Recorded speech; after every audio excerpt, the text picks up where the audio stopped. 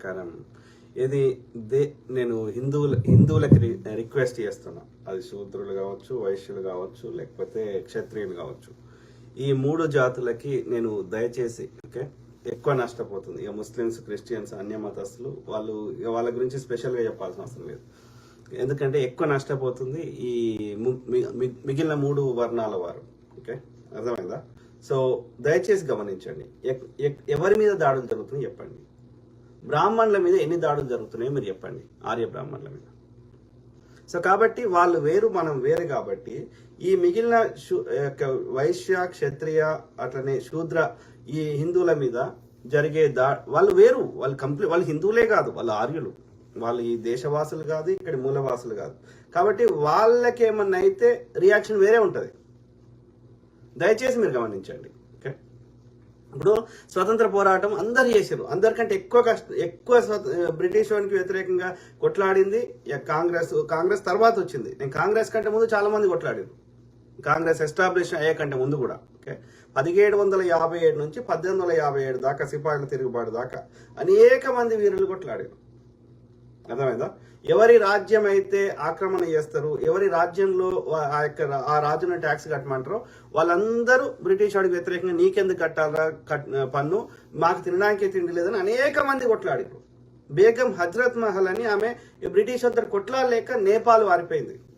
ఇది ఇక్కడ బీహార్ పైన ఉండే ఒక రాజ్యం. టిప్పు అందరికంటే ఫస్ట్ కొట్లాడింది 1799లో టిప్పు సుల్తాన్ గారు. వీరోచితంగా పోరాటం చేశాడు. 4 యుద్ధాలైనవి. ఇట్లా బ్రిటిష్ వాడు అందరి రాజ్యాలు తీసుకున్నాడు, ఒక్కొక్క రాజ్యం. అర్థమైందా? వాడు ముందు వ్యాపారం చేస్తా అని ఒక 3 జాగాలు అడిగాడు. పోర్టులు ఏమంటారు వ్యాపారం చేయడానికి సముద్రం పక్కకి చిన్న ఫ్యాక్టరీ లాంటిది వాళ్ళ యొక్క గోదాం పెట్టుకుందామని. ఇప్పటికి ఉన్నాయి. ఇక్కడ చెన్నై, అక్కడ ఇది బొంబాయి, అక్కడ కలకత్తా, ఈ 3 చోట్ల. అక్కడ నుంచి మెల్లమెల్ల ఎక్స్పాండ్ అవుతూ వచ్చాడు. సో ఆ క్రమంలో బ్రిటిష్ వాడికి వ్యతిరేకంగా అనేక యోధానువాదులు ఈ యొక్క ఏది ముస్లిమ్స్ కావచ్చు, లేకపోతే ఏది అప్పుడు క్రిస్టియానిటీ లేదు ఇంకా భారతదేశంలో. సో అదే విధంగా ఈ యొక్క శూద్రులు, ఏది క్షత్రియులు, అట్లనే వైశ్యులు, ఈ జాతులలో కూడా కొట్లాడిన వాళ్ళు చాలా మంది యోధులు ఉన్నారు. మీరు ఎప్పుడన్నా చూసారా? వీళ్ళెవరి మీద అన్న సినిమాలు వచ్చినాయా మీరు చెప్పండి. బాజీరావు మస్తానీ అనే ఒక సినిమా వస్తుంది పేష్వా మీద. ఎవడు వాడు? చిత్లవన్ ఆర్య బ్రాహ్మణుడు. అర్థమైందా? ఈ యొక్క మరాఠా సామ్రాజ్యంలో చాలా చిన్న రాజ్యం ఏది ఝాన్సీ, ఇప్పటికి ఉంది, బుందేల్ఖండ్లో ఉంటుంది. ఇప్పుడు యూపీ కింద ఉన్నది. సో అక్కడ నుంచి మధ్యప్రదేశ్ అది దూరం కాదు. సో అయితే ఆమె మీద, ఝాన్సీ లక్ష్మీబాయి మీద ఈ సినిమా వస్తుంది. ఎందుకని? బ్రాహ్మణ్. ఆలోచించండి. బాలగంగాధర్ తిలక్ బ్రాహ్మణ్, మంగల్ పాండే బ్రాహ్మణ్. అసలు ఈ 1857 సిపాయిల తిరుగుబాటుకి అసలు అధ్యక్షత వహించింది ఆ యొక్క చివరి మొఘల్, ఆయన పేరు నేను మర్చిపోయినా. ఆయనను ఆయన భార్యను తీసుకొని అక్కడ ఏది మన యొక్క రంగూన్లో ఏది మొత్తం ఆయన రెస్ట్ ఆఫ్ ద లైఫ్ అక్కడే చనిపోయాడు. ఆయన పిల్లల్ని ఆయన కళ్ళ ముందని చంపేశారు చివరి Mughal Bahadur Shah. He was the ఏమంటారు ఆయన అధ్యక్షుడిగా వ్యవహరించండి 1857 సిపాయిల తిరుగుబాటుకి. కానీ ఆయన మీద సినిమా రాదు. ఎవరి మీద వస్తుంది సినిమా? ఝాన్సీ లక్ష్మీబాయి మీద వస్తుంది. అసలు ఆమె కొట్లాడడానికే సిద్ధంగా లేకుండే. అర్థమైందా? వాళ్ళ సైనికులు వేరే ఒక బ్రిటిష్ ఆఫీసర్ కుటుంబాన్ని చంపేస్తే ఇది ఝాన్సీ లక్ష్మీబాయి చేయించింది అన్న దాని మీద ఆమె మీదకి దండయాత్రకు వస్తే ఆ బ్రిటిష్ ఆయన పేరు డల్హౌసీ. సో అప్పుడు విధి లేని పరిస్థితుల్లో తను కాపాడుకోవడానికి యుద్ధంలోకి వచ్చింది, కానీ ఆమె యుద్ధం చేయలేదు. ఇప్పుడు ఆమె ఝాన్సీ లక్ష్మీబాయి హీరో అంటే ఆమె ఒక్కతే ఈ స్వతంత్రం గురించి కొట్లాడిందని. పానిపట్టు మీద యుద్ధం వస్తుంది. ఎందుకని? మరాఠా మరి వీళ్ళ మీద రాదు, ఎవరైతే ఈ శూద్రుల మీద రాదు సినిమాలు. వాళ్ళు ఎంత పోరాటం చేసినా సరే. ఝాన్సీ లక్ష్మీబాయికి సైన్యాధ్యక్షుడు ఎవరు? మీర్ బక్షి. మీరు ఇప్పటికీ ఝాన్సీకి వండి, ఝాన్సీ లక్ష్మీబాయి పక్కకి ఆయనది కూడా ఉంటుంది సమాధి. అట్లనే శివాజీ మహారాజ్ కింద మోర్ దాన్ 50% సైన్యాధ్యక్షులు ముస్లింసే. ఇప్పటికి మీరు హంపీకి వండి శ్రీకృష్ణదేవరాయల కింద సైన్యం పనిచేసింది మోర్ దాన్ 50% ముస్లింసే.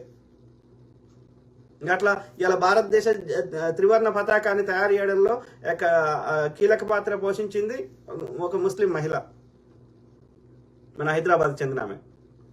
అట్లా ముస్లింల గురించి చెప్పాలంటే ఎంతమంది ఇలా సరిహద్దు గాంధీ అని పిలుస్తారు ఆయనను, ఖాన్ అబ్దుల్ గఫార్ ఖాన్, మౌలానా అబుల్ కలాం ఆజాద్, ఇట్లా అనేక మంది యోధాలు మన చాలా లిస్ట్ ఉంది. ఓకే, అంటే దే సాక్రిఫైస్ దేర్ లైఫ్. ఇలా నువ్వు వాడుతున్న ఇది ప్రతి 15 ఆగస్టు కానీ జనవరి 26 కానీ నువ్వు జెండా ఎగరేస్తుంది, ఎర్రకోట కట్టించింది షాజహాన్ గారు. ఇలా విదేశీ మారక ద్రవ్యం వస్తుంది, 7 వింతల్లో ఒక వింత తాజ్మహల్ కట్టించింది షాజహాన్ గారు. అర్థమైందా? ఢిల్లీ పోతే దాదాపు అన్ని ఫేమస్ ఇది టూమ్స్ కానీ పర్యాటక ప్రదేశాలన్నీ ముస్లిం రాజులు కట్టించినాయి. అర్థమైందా? సో కాబట్టి మీ ఆధిపత్యాన్ని, మీ దోపిడిని ఎవరు ప్రశ్నిస్తే వాళ్ళ మీద చెడు ముద్ర వేస్తా అంటే ఎట్లా కలుస్తుంది? ఈ ఇన్సిడెంట్ కి ముస్లింస్ కి ఏం సంబంధం రా నాయన? ఇది ఎవరు చేయించారు అనేది విచారణ చేయి. మేము వద్దంటున్నామా? ముస్లిం అయినా శిక్షలు వేయండి, ఎవరు వద్దంటున్నామా? కానీ డెఫినెట్లీ వీళ్ళే చేయించారు. ప్రతి దేశ భద్రతను కూడా రాజకీయంగా వాడుకుంటారా? అక్కడ హిందూ ముస్లిం చేస్తారా? అంటే ఎందుకు తెస్తున్నావు అంటే ఇప్పుడు పెట్రోల్ మీద రేటు పెరిగిందనే రేటు పెంచిండు మోడీ. కాంగ్రెస్ హయాంలో 9 రూపాయలు ట్యాక్స్ తీసుకుంటే నువ్వు 33 రూపాయలు చేసినావు అన్న ముచ్చట మర్చిపోవాలని చేస్తున్నావా? డీజిల్ మీద కాంగ్రెస్ వాడు 3 రూపాయలు 50 పైసలు తీసుకుంటే నువ్వు 33 రూపాయలు చేసినావు, 10 రేట్లు పెంచినావని దాన్ని మర్చిపోవాలని చేస్తున్నావా? లేకపోతే దేశంలో నిరుద్యోగం రేటు పెరిగింది, అత్యంత పేదరిక దేశమైంది, అన్ని ఇండెక్స్లలో చివరిలో వస్తుంది, మేక్ ఇన్ ఇండియాను మేక్ ఇన్ లేదు, ఏం లేదు, వీటిని మర్చిపోవడానికి చేస్తున్నావా? ఎందుకు చేస్తున్నావు? మరి అందులో బ్రాహ్మణులకేం కాదే, హిందువులకే అవుతుంది ఎందుకు? అంటే ఈ ఆర్యులు కాబట్టి వాళ్ళు పైన ఉండాలి కాబట్టి వాళ్ళకి తప్ప మిగతా ఎవరికి ఏమైనా వాళ్ళకి పట్టింపు లేదు.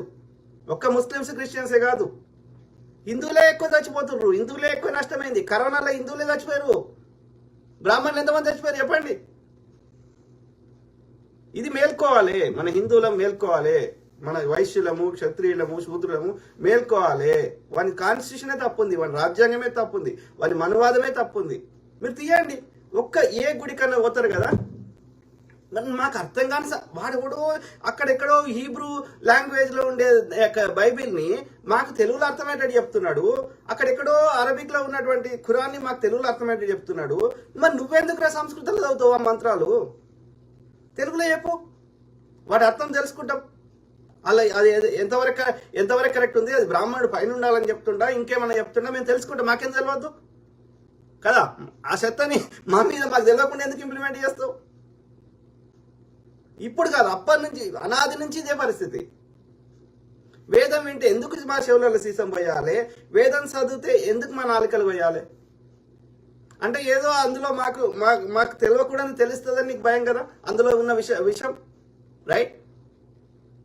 ఆలోచించండి దయచేసి. ఓకే, అయితే ఆ క్రమం నేనేమంటున్నా, దేశ భద్రతను కూడా రాజకీయంగా వాడుకుంటారా? గత ప్రభుత్వాలు వాడుకున్నాయా? కాంగ్రెస్ కానీ ఇంకెవరన్నా, ఇంకా కూటమి ప్రభుత్వాలు కానీ చెప్పండి. రాష్ట్రపతి పాలన పెట్టినా ఇంకేం చేసినా సరే అక్కడ ఏది ప్రభుత్వం లేకపోయినా సరే వాళ్ళ ఆర్మీ వాళ్ళ పని వాళ్ళు చేసుకుంటారు. అది ఏ రాజకీయ పార్టీకి సంబంధం లేని విషయం. దాన్ని కూడా ఎన్నికల ఏమంటారు ప్రస్తావన చేస్తారా? ఇప్పుడు వాట్సాప్లలో ఏది హిందువులను మాత్రమే దాడి చేసిండ్రు అని ఒక దుష్ప్రచారం చేస్తున్నారు. దయచేసి చెప్పండి, అందులో అన్య మతస్థులు చనిపోలే. ఇప్పుడు నిన్న చనిపోయింది 28 మందిలో. లిస్ట్ కూడా ఉంది, మొత్తం లేదు, ఫుల్ లిస్ట్ లేదు, 16 ఉంది. సో చూద్దాం. ఏది ప్రభుత్వం అధికారికంగా రిలీజ్ చేసింది, ఇలా 16 ఉన్నాయి. 16లో ఒక ముస్లిం కూడా ఉన్నాడు, సయ్యద్ హుస్సేన్ షా అని. అట్లనే ఇంకా మొత్తం 28 లిస్ట్ లేదు. 28 లిస్టులో 2 క్రిస్టియన్స్ కూడా ఉన్నారు. అంటే ఎవరి చెవుల్లో తామర పూలు పెడుతున్నారు? ఇక చూడండి, ఒక ప్రధానమంత్రి అయ్యండి దేశ భద్రత విషయంలో ఏది ఎన్నికల ప్రచారం చేసుకుంటున్నాడు. చూద్దాం. ఇది ఆర్మీ ఆఫీసర్ చెప్తున్నాడు. ఇది దేశ అది చూపెడతాం, మోడీ చూపెట్టినాక ఇది చూపెడతాం. సో ఏది వీడియో फर्स्ट टाइम वोटर से कहना चाहता हूं कि आपका पहला वोट पुलवामा में जो वीर शहीद हुए, उन वीर शहीदों के नाम आपका वोट समर्पित हो सकता है क्या? नमस्ते जी, में सबसे पहले देश को दुखी कर देने वाली आज की सबसे बड़ी खबर, जम्मू कश्मीर के पहलगाम में एक हमला हुआ और आतंकी हमले में 28 लोगों की मौत సో అంటే నేనేమంటున్నా, గతంలో మీరు ఎప్పుడన్నా ఏ ప్రధాని అన్నా చూసారా ఏది నాకు ఆర్మీ రిలేటెడ్ ఈ సావుల మీద నాకు ఓట్లు కావాలని అడిగేవాళ్ళు, ఇంక్లూడింగ్ వాజ్పేయి గారు. అంటే ఎంత అంటే ఈ మోడీ అని పార్లమెంట్లో కూడా ఏదైనా ప్రశ్న అడిగితే దానికి సమాధానం చెప్పాడు, కాంగ్రెస్ని తిడతాడు. అరే వాడు చేసేది వాడు చేసిండు, వాడు నచ్చలేదు, నువ్వు వానికంటే గొప్ప చేస్తా అంటే నీకు అధికారం ఇచ్చారు, నువ్వేం చేసినావు చెప్పాలి, కానీ ఇంకా కాంగ్రెస్ని తిట్టాల్సిన అవసరం ఏమొచ్చింది? నీకు మాలాంటి వాళ్ళని ప్రశ్నించడం నచ్చకపోతే నువ్వు దిగిపో, ఎవరుంటే వాళ్ళని ప్రశ్నిస్తావు. ఆలోచించండి మిత్రులారా. సో ఆ క్రమంలో ఏమంటున్నా, ప్రతిదీ రాజకీయం చేస్తున్నారు. రెండోది మా హయాంలో ఏమంటది నిర్మలా సీతారామన్, ఏమంటది చూద్దాం. ఏమంటది, we have not had one major terrorist attack in this country after 2014. Nirmala Sitharaman అప్పుడు డిఫెన్స్ మినిస్టర్ ఉండి ఇప్పుడు ఫైనాన్స్ మినిస్టర్ అయింది. ఓకే, 2014 నుంచి మన దేశంలో ఒక్క దాడి జరగలేదు అంటున్నారు. కాంగ్రెస్ హయాంలో కూడా కాంగ్రెస్ చెడ్డ పేరు తేవడానికి, హిందూ ముస్లిం ఇది పిచ్చి లేపడానికి వీళ్ళే చేసిండ్రు. కాకపోతే కాంగ్రెస్ ప్రభుత్వం విచారణ చేసింది, శిక్షలు అందరికీ వేసింది, ముస్లిం క్రిస్టియన్ హిందూ అని తేడా లేకుండా. అది కసబ్ కావచ్చు, లేకపోతే అఫ్జల్ గురు కావచ్చు, ప్రజ్ఞా సింగ్ ఠాకూర్ కావచ్చు. ఇది చట్టం తన పని తాను చేసుకునేది కాంగ్రెస్ హయాంలో. దోషులకు శిక్షలు పడ్డాయి, విచారణ జరిగినాయి, అది భక్తులు కావచ్చు. ఓకే, కానీ 2014 నుంచి ఇన్ని దాడులు జరిగినాయి, ఒక్క దాని మీద విచారణ జరగదు, దోషులకు శిక్షలు పడి. అంటే అర్థమైంది, అంటే కామన్ సెన్స్, ఈ సెంటిమెంట్ లేపాలి. అంటే ఎవరు చేయిస్తున్నట్టు విచారణ చేస్తే ఏమవుతుంది, ఈ దొంగల పేర్లు బయటకు వస్తాయి కదా. ఆలోచించండి. జాతిపిత మహాత్మా గాంధీనే చంపగలిగిన వారు ఇంకెవరినైనా ఈజీగా చంపుతారు వాళ్ళ ఆర్యుల ఆధిపత్యం కోసం. అప్పుడు కూడా మహాత్మా గాంధీని చంపాడు, థర్డ్ అటెంప్ట్. చంపినప్పుడు కూడా సుంతి చేయించుకున్నాడు వీడు, ఆర్య బ్రాహ్మణుడు, చిత్ప్లవన్ ఆర్య బ్రాహ్మణుడు, ఈ నాగ్పూర్ గ్యాంగ్ వాడు. వాళ్ళ అన్న పేరు గోపాల్ గోఖలే, వీడి పేరు గోపాల్ గాడ్సే, వీడి పేరు నత్తురామ్ గాడ్సే. అర్థమైందా?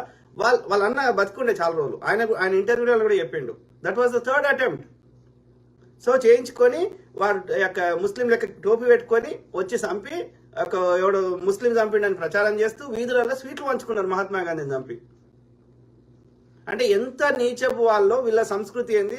ఆర్యులు ఇప్పుడే ఇట్లా ఉంటే, ఈ స్మార్ట్ యుగంలో ఇట్లా ఉంటే, తరతరాల ముందు ఎంత ఘోరంగా మనని ఇబ్బంది పెట్టిరో మీరు దయచేసి గమనించాలి. మనం చాలాసార్లు చెప్పినాం, సతీసాగమనము, ఇట్లా బాల్య వివాహాలు, లేకపోతే అంటరానితనము, మూతికి ముంత, ముడ్డికి చీపురు, ఇట్లా చాలా చెప్పినాం. ఓకే, సో వాటిని మళ్ళీ మనం రిపీట్ చేయాల్సిన అవసరం లేదు, కానీ మనం ఇమాజిన్ చేసుకోవచ్చు. ఓకే, అంటే ఈ ఆర్య బ్రాహ్మణుల యొక్క ఖండకావరం ఎంత ఉంది తీయండి మీరు.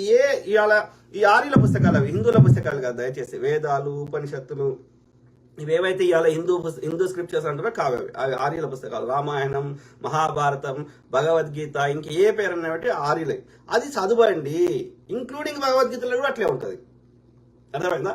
ఈ ఆర్యుడు గొప్పవాడనే ఉంటుంది. మీరు చూడండి, వర్ణ వ్యవస్థని పెంచి పోషించే విధంగానే ఉంటాయి. మీరు ఏ పుస్తకంలో చదవండి, చెత్త, ఆర్యుల చెత్త, అది మనది కాదు, మూలవాసులది కాదు. హింస మూలవాసులది కాదు, చంపుకోమని చెప్పది ఈ యొక్క హిందుత్వం. అర్థమైందా? హిందూయిజం నథింగ్ బట్ బుద్ధిజాన్నే వాడు హిందూయిజం అని పేరు పెట్టాడు, అంతే. సో అయితే ఇక చూద్దాం, కాలేదంటుంది కదా ఈ అటాక్లు. డిసెంబర్ 2014లో బెంగళూరులో బాంబు అటాక్ జరిగింది. ఓకే, ఇక పుల్వామా అటాక్ జరిగింది 2014లో. మణిపూర్ అంబుష్ జరిగింది 2015లో. Gurdaspur attack, Pathankot attack, Uri attack, Manipur assembly attack, Sanjwan attack, Amarnath Yatra attack, Bhopal Ujjain train bombing, అట్లనే షోప్లాన్ అటాక్. ఇవన్నీ ఎందుకు జరుగుతున్నాయి? ఇందులో చచ్చిపోతున్న ఎవరు? హిందువులా కాదా?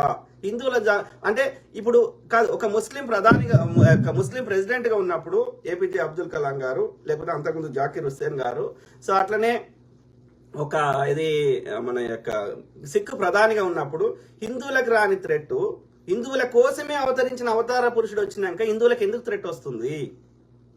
ఇది ఆలోచించాలి హిందువులారా, నా బంధువులారా, దయచేసి. ఓకే, ఎవ్వరు వాళ్ళ యొక్క అన్యాయాన్ని, దోపిడిని, ఆర్యుల యొక్క దోపిడిని ప్రశ్నిస్తే వాడు హిందువు కాదంటాడు. వాడు హిందువు కాదు, వాడికి ఈ దేశపోటే కాదు, ఇక్కడ మూలవాసియే కాదు.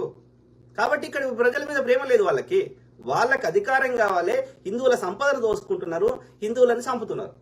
కాబట్టి మన హిందువులం మేల్కోవాలి, మన మూలవాసులం మేల్కోవాలి దయచేసి. Okay, terror attacks in India after 2014 దాదాపు అన్ని సిమిలర్ ఉన్నాయో ఇంకెక్కువ ఉన్నాయో చూద్దాం. ఇది కత్వా ట్రక్ హైజాక్, తర్వాత భరండా మోర్ land mine explosion, Arnia suicide attack, Uri suicide attack, Kathua police station suicide attack. చూస్తారా మిత్రులారా, ఏది దేశం సురక్షంగా ఉంది వీళ్ళ చేతులు అంటున్నారు కదా, ఆ సురక్షంగా కావాల్సిన వ్యవస్థలు సంస్థలు అని పెట్టింది కాంగ్రెస్. మళ్ళా ఎన్ఐఏని స్థాపించింది మన డాక్టర్ మన్మోహన్ సింగ్ గారు. Okay, national investigation agency after Dilsukhnagar దాడులు జరిగిన తర్వాత. Okay, research and analysis wing ని ఏర్పాటు చేసింది ఇందిరాగాంధీ గారు. దేశాన్ని ఫస్ట్ న్యూక్లియర్ వెపన్ తయారు చేయించింది ఇందిరాగాంధీ గారు. ఓకే, మన పక్కకున్నటువంటి మన దేశాన్ని పాకిస్తాన్ని 2 ముక్కలు చేసింది ఇందిరాగాంధీ గారు. ఓకే, సో జలాంతర్గాములని మన దేశంలో మన ఆర్మీని చాలా బలోపేతం చేసింది ఇందిరాగాంధీ గారు, అన్ని ప్రధానులు, నెహ్రూ గారు, అట్లా. ఇంకా దాన్ని బలహీనం చేస్తుంది మోడీ గారు. ఓకే, అంటే వాస్తవాలు బతుకుతాం. లాస్ట్ ఇప్పుడు ఆర్మీ ఆఫీసర్ చెప్పింది చూపెడతా. సో ఏది లాస్ట్ 3 years నుంచి 1.8 lakhs ఆర్మీ తగ్గిపోయింది సంఖ్య. ఆర్మీలకు జీతం ఇవ్వడానికి కూడా వీళ్ళకి మనసు ఒప్పుతలేదు, దేశ భద్రతను కూడా థ్రెట్ చేస్తున్నారు. అంటే ఆలోచించండి, మరి ఏడిపోతుందిరా ఈ సంపద? ఇది సంవత్సరానికి 50 లక్షల కోట్ల మనం కట్టిన ట్యాక్స్ డబ్బులు ఎక్కడికి పోతున్నాయి? అవి కాకుండా అప్పులు చేస్తున్నాడు, అర్థమైందా? అవి కాకుండా దేశంలో ఉండే రిజర్వ్ బ్యాంక్ దగ్గర ఉండే ఎమర్జెన్సీ సొమ్ము తీసుకున్నాడు. అవి కాకుండా కాంగ్రెస్ పెట్టిన ప్రభుత్వ రంగ సంస్థలు మిత్రులకి ఇచ్చి అమ్ముతలేడు, అది మార్కెట్ రేట్ కూడా అమ్ముతలేడు, అది తన మిత్రులకి ఫ్రీగా ఇస్తున్నాడు. అంటే తన పేరు మీద రాసుకుంటున్నాడు. అదాని పేరు మాత్రమే, అదానికి బినామీ అదాని. ఓకే, అదానికి 10 to 15% వస్తుంది, మిగిలిన 85% మోడీకే చెందుతుంది. ఇంకా మోడీకి పిల్లలు లేరు, ఏం చేసుకుంటాడు అని అనకండి, ఆయన కుటుంబ సభ్యులు చాలా ఉన్నారు. ఓకే, అన్నదమ్ములు పిల్లలు అందరు. ఓకే, అర్థమైందా? Shopian district militant attack, Kathua police station suicide attack, Pathankot air base attack, Baramulla military convoy ambush, Uri attack, Shopian patrol party attack, Kulgam bank van ambush, Anantnag military convoy ambush, Amarnath Yatra massacre attack. అట్లా చాలా ఉన్నాయి, దాదాపు కొన్ని రిపీట్ కావచ్చు. రాజోరీ ఫాయిల్డ్, ఇంకా చాలా ఉన్నాయి. సిఆర్పి పెట్రోల్ అటాక్, రీజీ, అంటే చాలా ఎన్ని నంబర్ రాయాలి కానీ దాదాపు ఎన్ని ఉన్నాయి, ఒక 20 దాకా ఉన్నట్టున్నాయి. ఓకే, అర్థమైందా ఇట్లా? సో అంటే వీళ్ళు చెప్పే మాటలకు చేత ఇగో చూడు, ఏది యూరి అటాక్, పఠాన్కోట్, రాజౌరి, పహల్గామ్, రియాసీ, పుల్వామా దాడి, Sunjuwan attack, Gurdaspur attack, Chennai train bomb attack. Okay, అర్థమైందా? అంటే నీతులు చెప్తున్నారు వాళ్ళు. సో అయితే ఆర్మీ ఆఫీసర్ ఏం చెప్తున్నారు అది కూడా. అయితే నిన్న ముస్లిమ్స్ ఇక అన్య మతస్థులు లేరంటారు కదా, తప్ప అది మాట. ఇక చూడు, నిన్న చనిపోయాడు ఆయన ముస్లిం. ఇది ఉగ్రవాదులతో పోరాడి వీరమరణం, సెల్యూట్. పహల్గామ్ ఉగ్రదాడిలో మరణించిన వారిలో సయ్యద్ అదిల్ హుస్సేన్ షా ఒక్కడే స్థానికుడు. గుర్రంపై పర్యాటకులను ఎక్కించుకొని పహల్గామ్ తీసుకెళ్తూ ఉంటాడు. అందరూ ప్రాణభయంతో పరుగులు పెడుతుంటే హుస్సేన్ మాత్రం ప్రాణాలను లెక్క చేయకుండా ఎదురు తిరిగాడు. ఓ ఉగ్రవాది నుంచి రైఫిల్ లాక్కునేందుకు ప్రయత్నించగా కాల్చి చంపేశారు. తమ బిడ్డ మరణానికి దేశం ప్రతీకారం తీర్చుకోవాలని అతడి పేరెంట్స్ కోరుకుంటున్నారు అన్నప్పుడు ఇది మతం ఎందుకు వచ్చింది ఇక్కడ? విచారణ, నిష్పక్షపాత విచారణ జరగాలి, దోషులకు శిక్షలు పడాలి. వాళ్ళ వెనకాల, పాకిస్తాన్ వెనకాల ఉండి ఎవరు చేయిస్తున్నారు అనేది కనుక్కోవాలి. మనకున్న సమాచారం ఈ మోహన్ భగవత్ అంటే ఆయన ఐఎస్ఐ తోటి సంబంధాలు ఉన్నాయి. వీళ్ళకి ఐఎస్ఐ నుంచి కూడా వీళ్ళకి ఫండ్స్ వస్తాయని 24 కోట్లు గతంలో ఇచ్చారని. సో కాబట్టి నేను 1% కూడా అందులో ఆశ్చర్యపోతలేను. దేశంలో ఈ యొక్క వేరే పాకిస్తాన్ ద్వారా కానీ, చైనా ద్వారా కానీ, లేకపోతే ఇంటర్నల్ గా ఈ ఆర్ఎస్ఎస్ చెత్త గ్యాంగ్ కానీ, లేకపోతే లోకల్లో ఉన్న ముస్లిం ఆర్గనైజేషన్స్, ఈ ఎక్స్ట్రీమిస్ట్ ఆర్గనైజేషన్ ద్వారా కానీ వాళ్ళకి ఆయుధాలు ఇచ్చి వాళ్ళకి డబ్బులు ఫండింగ్ చేసి వాళ్ళ ద్వారా కూడా చేయించడానికి ఈ ఆర్య బ్రాహ్మణులు 1% వెనక్కి ఆడరు. ఎందుకంటే చచ్చిపోతుంది ఆర్యులు కాదు హిందువులు. వీళ్ళని వాడి దేశానికి వచ్చినప్పుడే ఫస్ట్ చెప్పేసిండు శూద్రులు అనేసి. ఎందుకంటే వీళ్ళందరూ నల్లతోలు ఉన్న వాళ్ళు, ఇంక్లూడింగ్ వాడి స్త్రీలను తీసుకురాలే, ఇక్కడున్న స్త్రీలనే, అందుకని స్త్రీలను కూడా శూద్రులు అనేసినాడు. అంటే వాడు వేరు, మనం వేరు. ఇప్పటికైనా గ్రహించాల్సిన అవసరం ఉంది. ఈ దేశం మూలవాసుల మీద ప్రేమ లేదు. ఒక విదేశవాడి ఇలా మన దేశాన్ని పరిపాలిస్తున్నాడు. కాబట్టి ఈ దేశము ప్రజల్ని పేదవాళ్ళని చేస్తాడు, 2 రొట్టెలు ఇస్తాడు, లేదంటే 5 కిలోల బియ్యం ఇస్తాడు. ఇవి తినాలే, మా ఆర్యులకు సేవ చేయాలి. ఇది వాడి యొక్క మనువాదం. మీరు చదవండి, మనధర్మ శాస్త్రం ఇదే ఉంటది. ఓకే, వాడు అధికారికంగా అందరు చెప్పారు యొక్క మఠాధిపతులు పీఠాధిపతులు ఇవాళ పార్లమెంట్ ఓపెనింగ్ వచ్చిన ఆ యొక్క సనాతన అధర్మాన్ని కాపాడే వాళ్ళు అందుకే అంటున్నా సనాతన అధర్మం వేరు, హిందుత్వం వేరు. ఇది మనం గ్రహించాలి. ఓకే, సనాతన అధర్మం ఈజ్ నథింగ్ బట్ బ్రాహ్మణిజం. అర్థమైనా మిత్రులారా? సో ఆ క్రమంలో ఏది ఆర్మీ ఆఫీసర్ ఏమంటాడో విందాం. During COVID, this army, for 3 years, there was no recruitment. Our forces were cut down by 1,80,000. Who did it? You saved money. You saved money to get these people killed, damn you. I fought in Kishtwar. 3 years, Arnab. We had that area totally under control. Now that poor sector 9 sector RR, those boys are being asked to look after 2 sectors because somebody felt manpower is not needed. Damn you! It's needed if you want to fight in the mountains. It's needed if you want to fight the terrorists in hills and mountains and jungles. It is needed if you've got a Bangladesh pain in the neck now, in addition to China and Pakistan. Which genius chose to cut this army down? For God's sake, smell the coffee. You've got wars coming. అర్థమైందా మిత్రులారా? So ఒక army officer అంత ఆక్రోషంగా అంత బాధపడుతూ చెప్తున్నాడు అంటే అర్థం చేసుకోండి. ఆర్మీ రిక్రూట్మెంట్స్ ఎందుకు ఆపేసినావు? డబ్బులు సేవ్ చేద్దాం. ఎవరికి సేవ్ చేస్తావు? మేము కడతలేమా ట్యాక్సులు? లెక్క చెప్పండి. ఆ డబ్బులు ఏం చేస్తారో మీరు. వేరే ప్రభుత్వాలు కాంగ్రెస్ కానీ ఇంకా వేరే ప్రభుత్వాలు ఇస్తే వాటిని ఉచితాలు అంటున్నారు. మరి ఉచితాలు ఇవ్వకుండా ఎలాంటి రిక్రూట్మెంట్ చేయకుండా ఎలాంటి ఉద్యోగాలు ఇవ్వకుండా ఎక్కడికి పోతున్నాయి ఈ డబ్బులు? అప్పు చేసినవి ఎడిపోతున్నాయి, మేము కట్టిన ట్యాక్సులు ఎడిపోతున్నాయి, ప్రభుత్వ రంగ సంస్థలు అమ్మితే వచ్చినవి ఎడిపోతున్నాయి. అంటే ఎవరు దోసుకుంటారో గమనించాలి. గుజరాతీ నాయకులు, గుజరాతీ వ్యాపారులు, అట్లనే బీజేపీ ఆర్ఎస్ చెందిన ఆర్య బ్రాహ్మణులు. ఇది గ్రహించాలి. Okay, simple. అర్థమైందా మిత్రులారా? సో దీన్ని కూడా ఎన్నికల రాజకీయం కోసం వాడుకోవడం ఎంతవరకు కరెక్టో మీరు చెప్పండి. వీడియో ఎట్లా పోస్ట్ చేస్తారు వాట్సాప్లలో చూద్దాం. జమ్మూ కాశ్మీర్ లోని అనంతనాగ్ జిల్లా పహల్గామాలో ఉగ్రమూకలు జరిపిన దాడి తీవ్ర బాధాకరం. ఆర్టికల్ 370 రద్దు తర్వాత పర్యాటక రంగ వృద్ధిలో నూతన జవసత్వాలు నింపుకుంటున్న జమ్మూ కాశ్మీర్ అభివృద్ధికి ఇది ఆటంకం. ఉగ్రవాదులు హిందూ పర్యాటకులను మాత్రమే లక్ష్యంగా చేసుకుని దాడులు చేశారు. వారు కులం అడగలేదు, వారు ప్రాంతం అడగలేదు, వారు పార్టీ అడగలేదు. నీవు హిందువా ముస్లిమా అని మాత్రమే అడిగారు. హిందువైతే చాలు, నేరుగా చంపేశారు. ఉగ్రవాదులకు మతం ఉంది, ఉగ్రవాదానికి మతం ఉంది. వారి లక్ష్యం హిందువులు. హిందువులారా మేల్కోండి. ఇప్పటికైనా కలిసికట్టుగా ఉండకుంటే ప్రాణాలతో మిగిలం.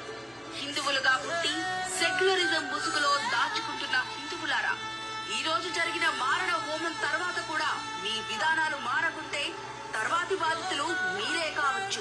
బారా హుషార్ మతోన్మాద ఇస్లామిక్ తీవ్రవాదుల చేత జమ్మూ చెప్పండి మిత్రులారా. మనం ఇవి కాకుండా మాలేగావ్, కోరేగావ్, భీమేగావ్ ఇట్లాంటి అనేకం చెప్పినాం. పండ్ల వ్యాపారం మీద దాడులు ఇట్లా రకరకాలు చెప్పినాం. ఒక్క దాని మీద విచారణ ఎందుకు జరగదు? ముస్లింలు అయినా సరే విచారణ చేయండి, శిక్షలు వేయండి. హూ ఇస్ స్టాపింగ్ దాన్ని? అంటే ఈ దేశ భద్రత విషయంలో కూడా అందులో 2 క్రిస్టియన్ చనిపోయారు, 1 ముస్లిం చనిపోయారు. ఓకే, రెండోది అయినా కానీ దాన్ని హిందూ ముస్లిం లెక్క చిత్రీకరించాల్సిన దౌర్భాగ్యం ఏమొచ్చింది? ఎందుకు విచారణ జరగదు చెప్పండి. ఆ పుల్వామా దాడికి సత్యపాల్ మాలిక్ గారు అప్పుడున్నటువంటి బీజేపీ చెందినటువంటి బీజేపీ పార్టీకి చెందినటువంటి ఆ గవర్నర్ గారు, నేను 5 హెలికాప్టర్లు పంపిద్దాము, ఇక్కడ డేంజరస్ జోన్ ఉంది అంటే కూడా వద్దు అని చెప్పారు. ఇది పాకిస్తాన్ మీద నెట్టేద్దాము అని చెప్పారు. దేశంలోకి 200 కేజీల ఆర్డీఎక్స్ ఎందుకు వస్తుంది? ఒక్క రోజు ముందు రోజు ఇదే ఆర్మీ ఆఫీసర్ మాట్లాడండి అప్పుడు కూడా. సో ఎందుకు వేరే ఆఫీసర్ ఏంటాడు? సో అక్కడ ఎందుకు ఆర్మీ చెక్ పోస్ట్ ఎందుకు తీసేసిండ్రు? ఇప్పటి వరకు ఎవరికైనా విచారణ జరిగిందా? దోషులకు శిక్షలు పడాయా? మీరు చెప్పండి దయచేసి. మొన్న చట్టాలు చేసేటోళ్ళు మనం రక్షించే వాళ్ళ మీదనే దాడి జరిగితే, పార్లమెంటులోనే పొగబాంబు పెడితే ఇప్పటి వరకు విచారణ జరిగిందా? దోషులకు శిక్షలు పడ్డాయా? అవి విచారణ జరిగితే అన్ని మూలాలు ఈ ఆర్ఎస్ఎస్ వాళ్ళు చేయించినాయి, ఆర్యులు చేయించినాయి, ఆర్య బ్రాహ్మణులు చేయించినాయి. సో ఇది మనం గ్రహించాలి.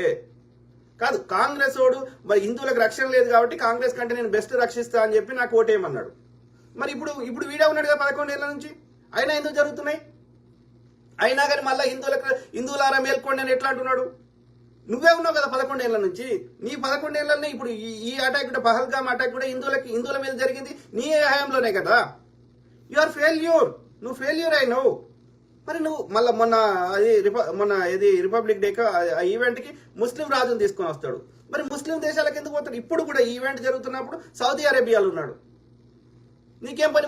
ముస్లిం అంటేనే నువ్వు శత్రువు అంటున్నావు, ముస్లింస్ ఇంత దుర్మార్గులు అంటున్నావు. మరి ముస్లిం దేశాలకు ఎందుకు పోతున్నావు? పిలవకుండానే అమిత్ షా కొడుకు ముస్లిం దేశాలతోటి వ్యాపారం చేస్తున్నాడు. అంటే వాళ్ళు పిలవక ముందే నవాజ్ షరీఫ్ తోటి పోయి పాకిస్తాన్ ప్రెసిడెంట్ అప్పుడు ప్రైమ్ మినిస్టర్ తోటి బిర్యానీ తినేసి వచ్చాడు.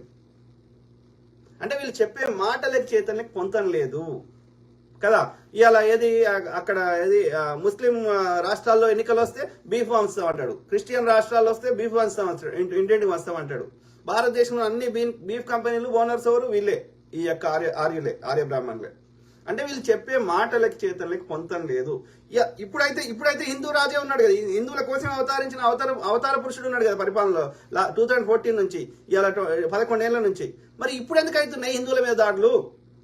అంటే మనం హిందువులను గ్రహించాలి. వాడు చెప్తున్న పోస్ట్ తప్పు, హిందువులకు ఎక్కువ థ్రెట్ ఉన్నది ఈ ఆర్యుల వల్లనే అనేది మనం గ్రహించాలి. ఓకే, సో అర్థమైనా మిత్రులారా? ఇంకేమన్నా ఇన్వెస్టిగేషన్ ఇది ఎందుకు ఇది చేసి ఉంటారు? ఈ ఆర్ఎస్ఎస్ వాళ్ళు, బీజేపీ ఆర్ఎస్ఎస్ ఎందుకు చేయించి ఉంటారు ఇది? వీళ్ళ అనుమతి లేకుండా అక్కడున్న పోలీసు వాళ్ళకి, అక్కడున్న ఆర్మీ బేస్ కి, ఈ యొక్క వీళ్ళ హోంశాఖ ఇంటెలిజెన్స్ కి తెలియకుండా ఏది జరగదు. ఓకే, భారతదేశంలో తుమ్మినా తగ్గినా వీళ్ళకి ముందస్తు ఇన్ఫర్మేషన్ ఉంటది. ఓకే, అర్థమైందా? లేకుండా ఏం జరగదు. నేను అనుకుంటున్నా ఈ ఒకటి ఏంటంటే బీజేపీ మీద వీళ్ళకు పోల్స్ ఉంటాయి, బీజేపీ మీద తీవ్ర వ్యతిరేకత ఉంది పబ్లిక్ లో అన్నప్పుడు ఇట్లాంటి దాడులు చేస్తారు. వీని యొక్క ఫెయిల్యూర్స్ అన్ని ప్రజల దృష్టి మరల్చడానికి. లేదు అంటే ఈ వక్ఫ్ బిల్లుకి వ్యతిరేకంగా అందరూ ధర్నాలు ఎజిటేషన్స్ చేస్తున్నారు దేశం అంతా. కాబట్టి దాని నుంచి దృష్టి మరల్చడానికి, ముస్లింల మీద ఇంకా కోపం తెప్పించడానికి అది కూడా చేస్తుండొచ్చు. ఓకే, ఆ రెండు కారణాలు ఉంటాయి. ఓకే, అర్థమైందా? ఇక సినిమాలన్నీ హిందూ ముస్లిం రిలేటెడ్ వస్తాయి.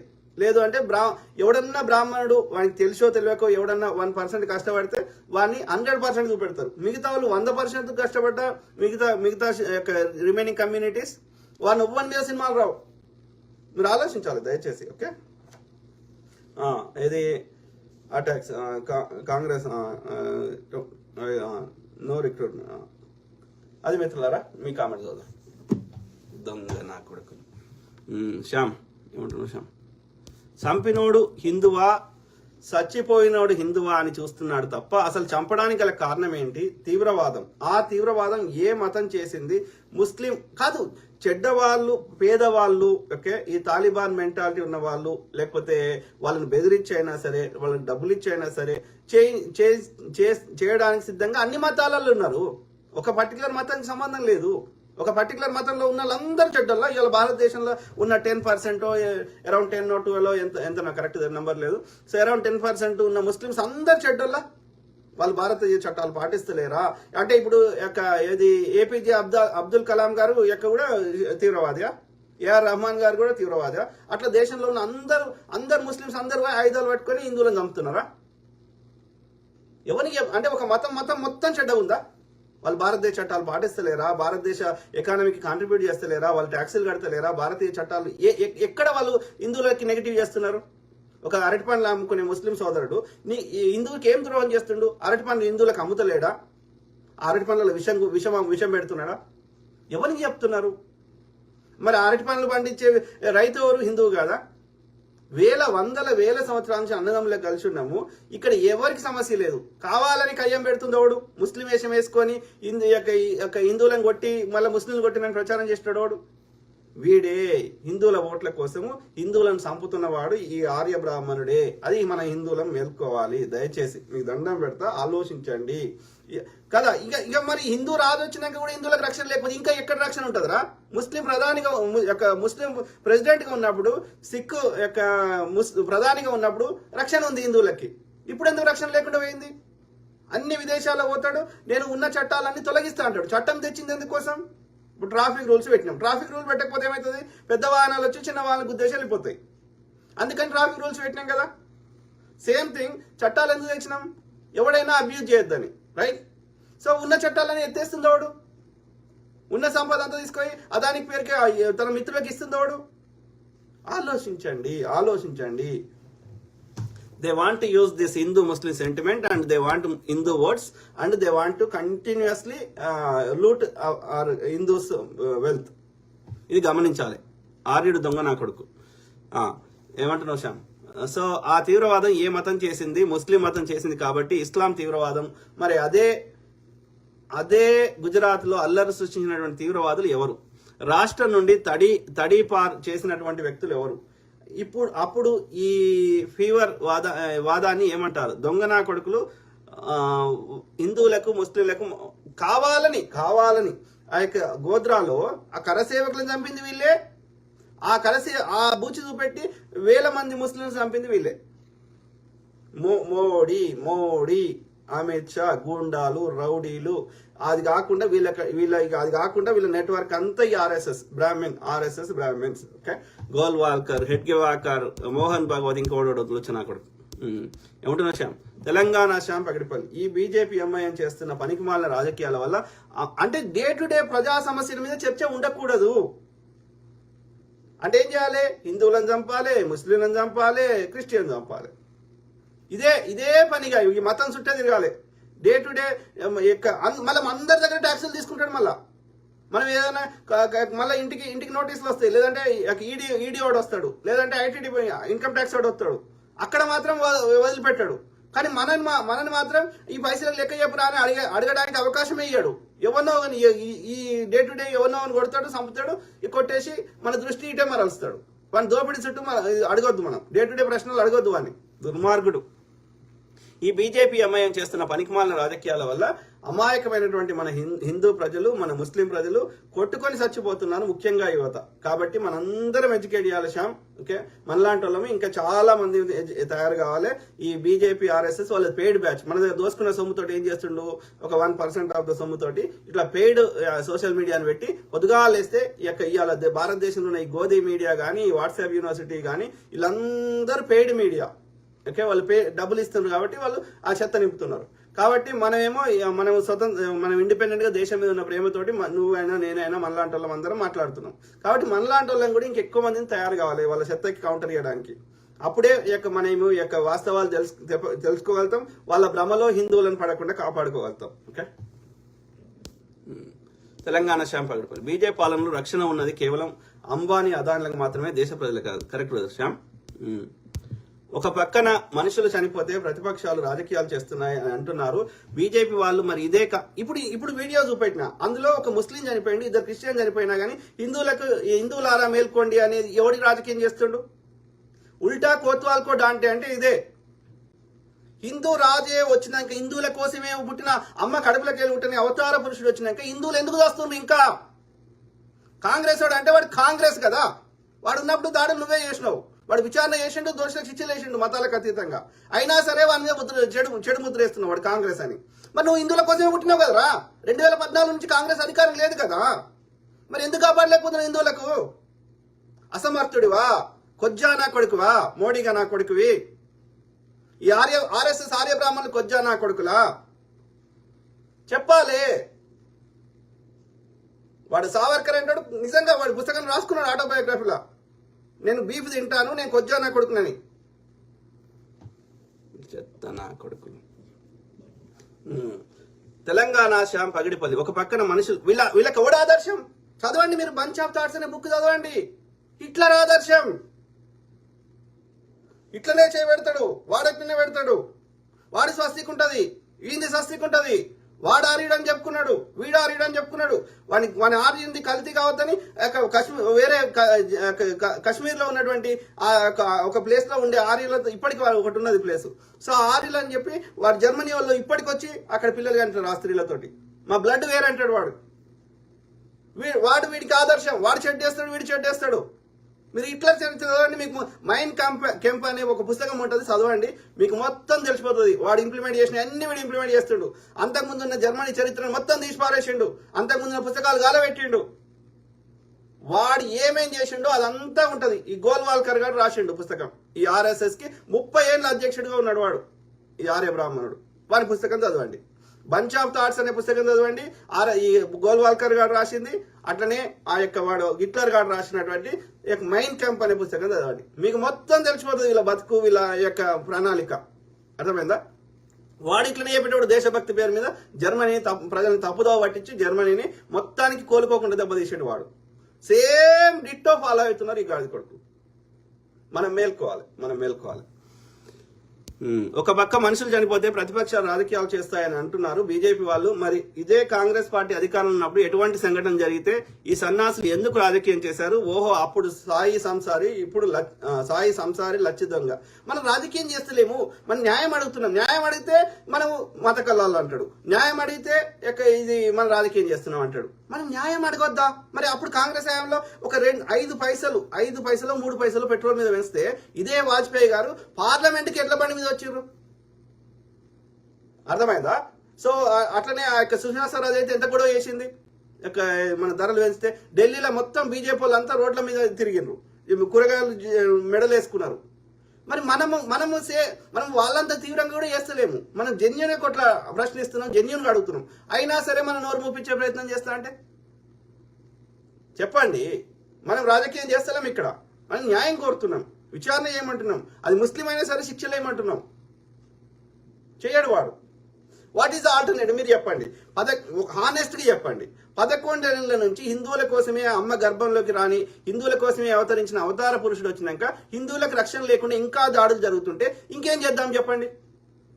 మరి ముస్లిం ప్రధాని చేద్దామా, లేకపోతే సిక్ ప్రధాని చేద్దామా, ముస్లిం ప్రెసిడెంట్ చేద్దామా, మరి కాంగ్రెస్ నే చేద్దామా? What is the alternative? మీరు చెప్పండి. వాడి మీద వాడు స్కాములు చేస్తున్నావు. మరి స్కాములు చేసినాడు, అన్ని కట్టిండు. నువ్వు నీతిమంతుడు ఏం కట్టినవరా అంటే ఒక్క నాగార్జున సాగర్ లాంటిది ఒక్క ఇరిగేషన్ ప్రాజెక్ట్ పేరు చెప్పరా మోడీ గారు కట్టిందంటే సమాధానం లేదు. ఒక ఐఐటి పేరు చెప్పరా అంటే సమాధానం లేదు. మరి పైసలు అడిగిపోయినారా అంటే చెప్పడు. మరి స్కాములు చేసినాడు ఆర్టీఏ చట్టం చేయడు కదా, ఆర్టీఏ చట్టాన్ని చుట్టూ పడుస్తున్నది. అంటే వీడు చెప్పే మాటలకి చేతలకి పొంతం లేదు. ఇది మనం గ్రహించాలి, ఇది మన హిందువులను గ్రహించాలి. మేలుకోరా నాయన, అనార్యుడైనటువంటి శూద్రుడా, క్షత్రియుడా, వైశ్యుడా, మేల్కో. ఆర్యులు వేరు, బ్రాహ్మణులు వేరు, మన హిందువులం వేరు.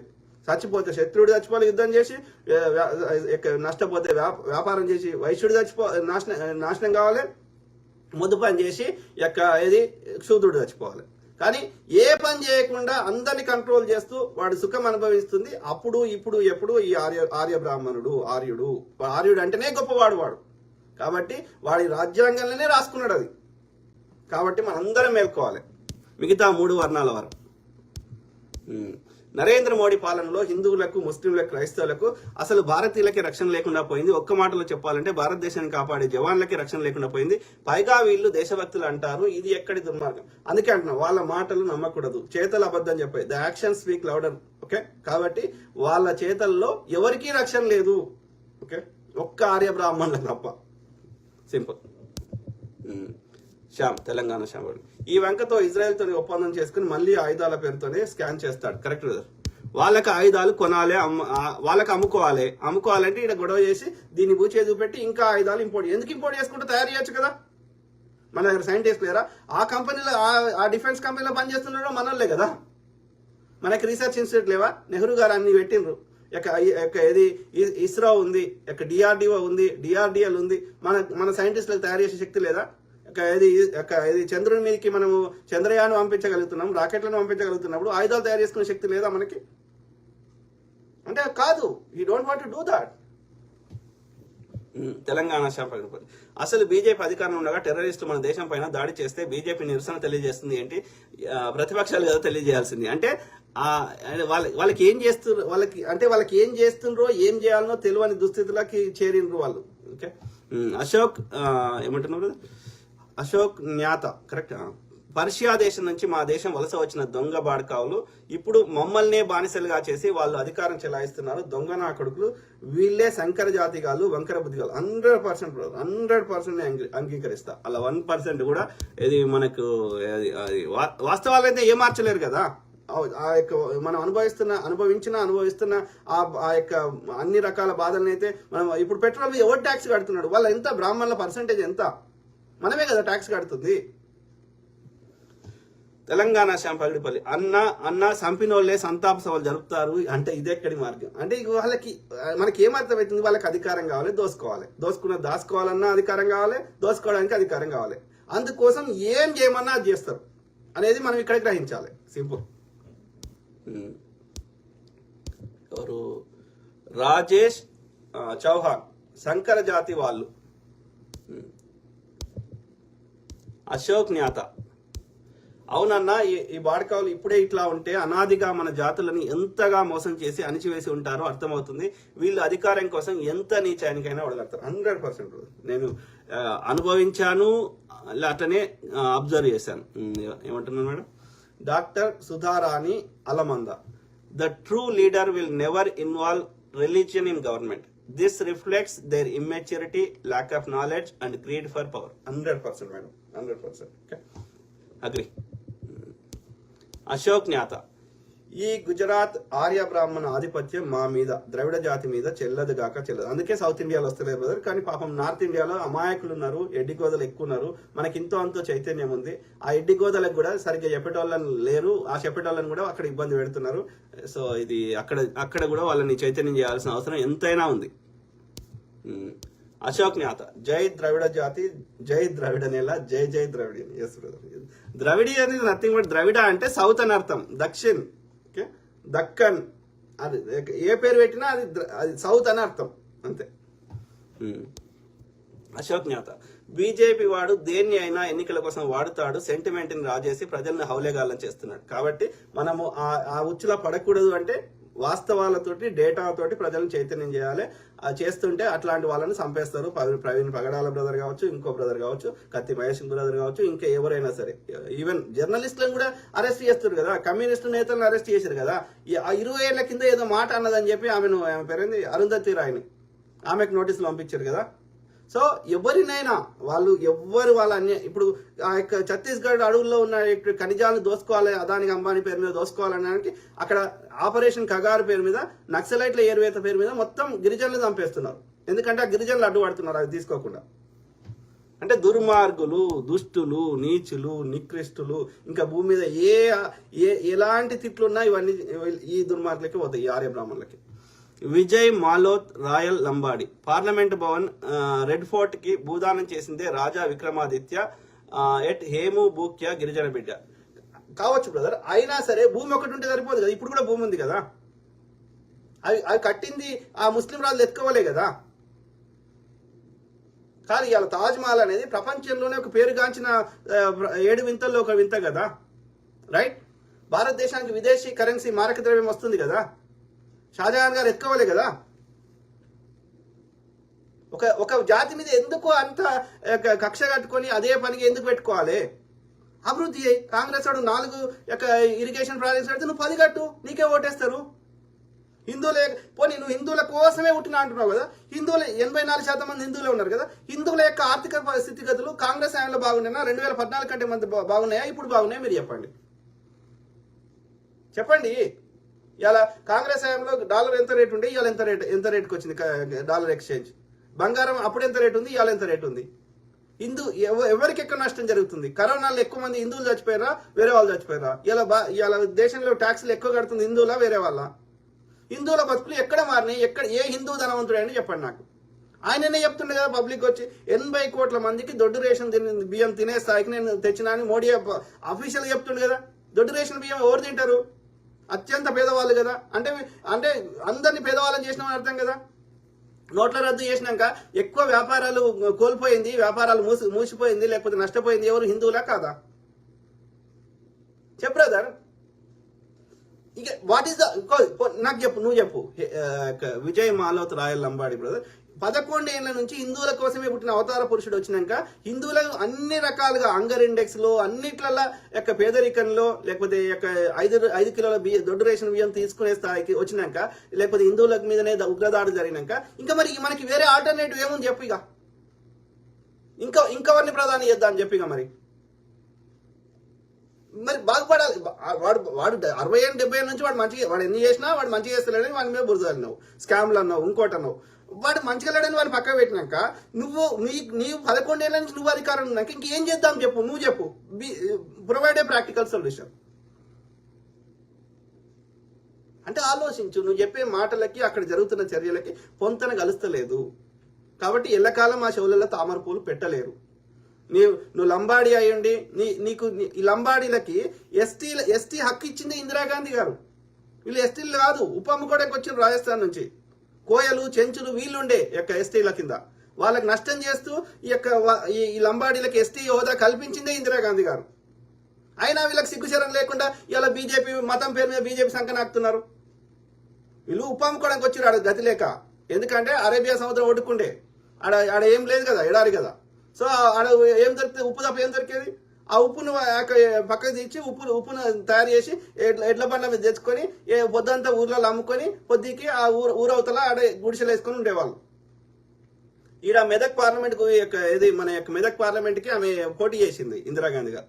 అప్పుడు ఆడ ఈ లంబడోళ్ళు అంతా ఎక్కువ ఉంటే ఆమెకు ఓట్లేయమని మిమ్మల్ని ఎస్టీల హోదాలో చేస్తా అని వీళ్ళని ఎస్టీ హోదా కల్పించింది. ఇప్పుడు మళ్ళీ లాతు అంటున్నారు వీళ్ళు. విశ్వాసం లేదు ఈ గాడిద కొడుకులకి, సిగ్గు శరం లేదు. ఆలోచించండి మిత్రులారా. అశోక్ జ్ఞాత ఆర్య గాడిదలు చాలా cunning. Correct brother. Vijay Maloth రాయలమ్మడు అన్ని తప్పులే. మరి ఎందుకు జరుగుతుంది చెప్పురా అంటే చెప్పవచ్చు కదా నాయన. ఇప్పుడు మరి నేను అడిగిన స్ట్రైట్ ఫార్వర్డ్ క్వశ్చన్, నేను ఎక్కువ ఏం అడుగుతలేను. 11 ఏళ్ల నుంచి ఈయననే ఉన్నాక అయినా ఇవన్నీ జరుగుతుంటే మరి ఏం చేద్దాం చెప్పు. వాట్ ఈస్ ద ఆల్టర్నేటివ్ చెప్పు. నువ్వు చెప్తున్న రాణా ప్రతాప్ సింగ్ తీసుకొద్దామా, విక్రమాదిత్యని తీసుకొద్దామా, ఎవరిని తీసుకొద్దామని చెప్పు నాకు. ఎస్, మీకు పగ ఉండొచ్చు, ఏది లంబాడోళ్ళకి పగ ఉండొచ్చు. ఎందుకున్నదంటే ఈ మొఘళ్ళు రాకముందు, ఈ ముస్లిం రాజులు రాకముందు భారతదేశాన్ని పరిపాలించింది ఈ రాజస్థానీలు. అర్థమైందా? అది ఈ ప్రతాప్ సింగ్ కావచ్చు, ఆ ప్రతాప్ సింగ్ కావచ్చు. వీళ్ళు అత్యంత పరాక్రమవంతులు కాబట్టి వీళ్ళు ఏం చేసిర్రు, మొఘళ్ళు వీళ్ళకంటే పరాక్రమవంతులు. వాళ్ళు కూడా ఏం చేశారు, అక్బర్ అయినా ఇంకో వాళ్ళైనా మొఘళ్ళు అయినా ఎంత పరాక్రమ ముస్లిం రాజులైనా వీళ్ళతో గెలవలేకపోయారు. ఏం చేశారు, వీళ్ళతో సంధి చేసుకున్నారు. అక్బర్ ఆమెను నిజంగా ప్రేమించి చేసుకోలే. That was a political alliance అది రాజస్థానీ వీళ్ళతోటి. అర్థమైందా? కాబట్టి మీకు ఆ పగ ఉండవచ్చు ముస్లింల మీద. ఎందుకంటే మీరు ఛత్రపతిగా మీరు దేశాన్ని రాజ్యమేలిన రాజస్థానీలు యొక్క ఏది కాకుండా ముస్లిం రాజులు పరిపాలించే వరకు మీకు పగ ఉండొచ్చు. I understand. కానీ దానికి ఇప్పుడు జరుగుతున్న వాటికి సంబంధం లేదే. స్వతంత్రం వచ్చింది, రాజ్యాంగం రాసుకున్నాం, ఒక డిఫరెంట్ ఇండియా ఆఫ్టర్ ఇండిపెండెన్స్. మళ్ళీ బిఫోర్ ఇండిపెండెన్స్ అన్నిటిని మళ్ళా ఏది దాని ప్రాతిపదికన నువ్వు డే టు డే యొక్క సమస్యలు సృష్టిస్తా అంటే భారత రాజ్యాంగంలో అందరం సమానమే. ఓకే, అందరం ట్యాక్సీలు కడుతున్నాం. ఓకే, తప్పు ఎవడు చేసినా ఏ మతం వాడు చేసినా శిక్షలు పడాల్సిందే. మతం అనేది వ్యక్తిగత విశ్వాసం, దాన్ని ప్రతి దగ్గరికి తీసుకురావద్దు. రాజకీయాలకి ఓట్ల దగ్గరికి ఇంకో దగ్గర తీసుకురావద్దు. ఓకే, దోషులు ఎవడైనా ఇట్లా హింసలు చేస్తే శిక్షలు వేయండి, అది ముస్లిం అయినా వేయండి. కాంగ్రెస్ యొక్క భక్తుల్ని తీసుకొచ్చి అరెస్ట్ చేసి లోపల వారేసింది, అఫ్జల్ గుర్ను ఉరిదీసింది, అట్లనే యొక్క కసబ్ను ఉరిదీసింది. మిగతా 10 మంది ఆ తీవ్రవాదులు వస్తే వాళ్ళని అక్కడనే చంపేసింది. అట్లా మీరు కూడా చేయండి, విచారణ చేయండి. మేము వద్దంటున్నామా? ఎందుకు విచారణ చేస్తలేరు? విజయ్ మాలోత్, లంబాడి, రాయల్ బ్రదర్, నేను అడిగిన వాటికి స్ట్రైట్ ఫార్వర్డ్ క్వశ్చన్ ఆన్సర్ చెప్పు. తిమ్మిని బమ్మి చేస్తా, ఎంతసేపు హిందూ ముస్లిం సెంటిమెంట్ రేపుకుంటా, హిందువులను చంపుతా యారులు అంటే మేము చూస్తూ ఊరుకోం. గుర్తుపెట్టుకో బ్రదర్. అశోక్ జ్ఞాత దీని తల్లి ఎవడు ఎన్ని ఆటంకాలు పెట్టినా యుద్ధ పోరాటం మాత్రం ఆపొద్దు. మీరు ఎందరో బలహీనులకు బలం అవుతున్నారు. Great. We are with you. Thank you brother. Thank you to all my brothers, sisters, friends, everyone. Okay, we have to continue our fight. We need to educate our people. వాళ్ళు చెత్త నింపే ప్రయత్నం చేస్తారు, దానికి కౌంటర్ గా మనం ప్రజల్ని ఎడ్యుకేట్ చేయాల్సిన అవసరం ఉంది. డాక్టర్ బాబాసాహెబ్ అంబేద్కర్ గారు చూపెట్టిన మార్గంలో, మహాత్మా గాంధీ గారు చూపెట్టిన మార్గంలో, పూలే దంపతులు చూపెట్టిన మార్గంలో, బుద్ధ భగవానుడు చూపెట్టిన మార్గంలో, యేసుక్రీస్తు గారు చూపెట్టిన మార్గంలో ఓకే శాంతియుతంగానే మనం పోరాటం చేద్దాం. సింపుల్. విజయ్ మాలోత్, రాయల్ లంబాడి. మరి పృథ్వీరాజ్ చౌహాన్ ఏ బ్రాహ్మణ్? మళ్ళీ ఈ పృథ్వీరాజ్ చౌహాన్ ఎందుకు తీసుకొస్తున్నా బ్రదర్? ఆర్యుల యొక్క నేను పృథ్వీరాజ్ చౌహాన్ లేకపోతే ఈ రాజస్థాన్ వాళ్ళు పరిపాలన చేసిన దాని గురించి మనం మాట్లాడతలేమే. మనం ఏం మాట్లాడుతున్నాం? రాజస్థాన్లే కదా అక్బర్ దగ్గర పనిచేసిన మాన్సింగ్ ఎవరు? ఔరంగజేబ్ కింద సైన్యాధ్యక్షుడు పనిచేసినటువంటి ఆ యొక్క ఛత్రపతి శివాజీని అరెస్ట్ చేసి తీసుకుపోయినటువంటి సైన్యాధ్యక్షుడు ఎవరు? రాజస్థానీలే కదా, రైట్? అవునా కాదా? జోధాబాయి ఎవరు? ఇలా ఎక్కడెక్కడ మన యొక్క ఫతేపూర్ సిక్రీలో ఆమె రాణిగా ఆమె కోటలు ఇప్పటికి ఉన్నాయి కదా. మీరే కదా దోస్తీ చేసింది. మరి అట్లా అంటే మేము రాజస్థానీలోనే ఎవరినేమంటలేమే. ఎస్, వాళ్ళు మంచిగా పరిపాలించారు, కానీ ముస్లిం రాజులు వచ్చి వాళ్ళు పరిపాలిద్దామని వాళ్ళని ఓడించారు, లేదా వాళ్ళతో సంధి చేసుకున్నారు, పరిపాలించారు. మేము రాజస్థానీ వాళ్ళ గొప్ప యోధులను ఏమంటలేము, రాజులను ఏమంటలేము, అట్లనే ఈ యొక్క ఇది ముస్లిం రాజులను ఏమంటలేము. ఏ మంచి రాజుని ఏమంటలేము, ఏ మతం వాడైనా. శాతవాహనులు ఏమంటలేము మేము, రైట్? ఎవడు అబ్యూజ్ చేసిండు, చేస్తున్నాడు. పుష్యమిత్ర శంకుని అంటున్నాం. ఎవడైతే బ్రాహ్మణుడు అబ్యూజ్ చేస్తుండో అప్పుడు ఇప్పుడు వాళ్ళని అంటున్నాం. నీకేం వస్తుంది? నిన్నేం అంటలేమే. అంటే ఏదో అంటారు కదా, అది ఏదో బ్రదర్, నీకెందుకు నొప్పి అవుతుందో, నాకు నువ్వు లంబాడి అని పెట్టుకున్నావు, నీకెందుకు నొప్పి అవుతుందో, నేను ఆర్యుల యొక్క అక్రమాల గురించి మాట్లాడితే నీకెందుకు నొప్పి అవుతుందో చెప్పు బ్రదర్. ఒక లంబాడి ఆయనని బీజేపీ ప్రెసిడెంట్ చేయమని చూద్దాం. ఈ కాంగ్రెస్ కి ఒక దళితుని ప్రెసిడెంట్ ఇలా ప్రెసిడెంట్ ఉన్నాడు, రైట్? ఒక కాంగ్రెస్ లో ఒక దళితుడు ఇలా ఉప ముఖ్యమంత్రి ఉన్నాడు. కాంగ్రెస్ లో దళితుడు ఒక స్పీకర్ ఉన్నాడు. మరి రాజస్థాన్ లో గెలిస్తే ఒక బీసీని ముఖ్యమంత్రి చేస్తా అన్నాడు. మరి లంబడాన్ని ఏమని ఎందుకు రాజస్థాన్ లో యొక్క బ్రాహ్మణ్ని ముఖ్యమంత్రి చేసిండు? చెప్తావా దీనికి సమాధానం? అంతే అంటున్నా. మీకు సిగ్గుశరం లేదు. కొంతమంది లంబడోళ్ళకి సిగ్గుశరం లేకుండా పోయింది. కాంగ్రెస్ లో కూడా లంబడోళ్ళు చాలా మంది ఉన్నారే. రామచంద్ర నాయక్ ఉన్నాడు, లేకపోతే ఆయన పేరేంది, మన యొక్క మొన్న కార్పొరేట్ పదవి వచ్చింది, బెల్లయ్య నాయక్ ఉన్నారు. అట్లా చాలా మంది ఉన్నారే. అలా కొంత నీలాంటి వాడు చెడబుట్టిండు కొంతమంది. ఆలోచించుకో బ్రదర్. మీకు ఎస్టీ హక్కును కల్పించిందే కాంగ్రెస్ రా అయ్యా.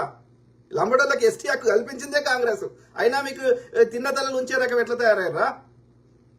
మేము రాజస్థాన్ రాజులను ఎవరినేమంటలేం, కేవలం ఆర్యులే తిడుతున్నాం.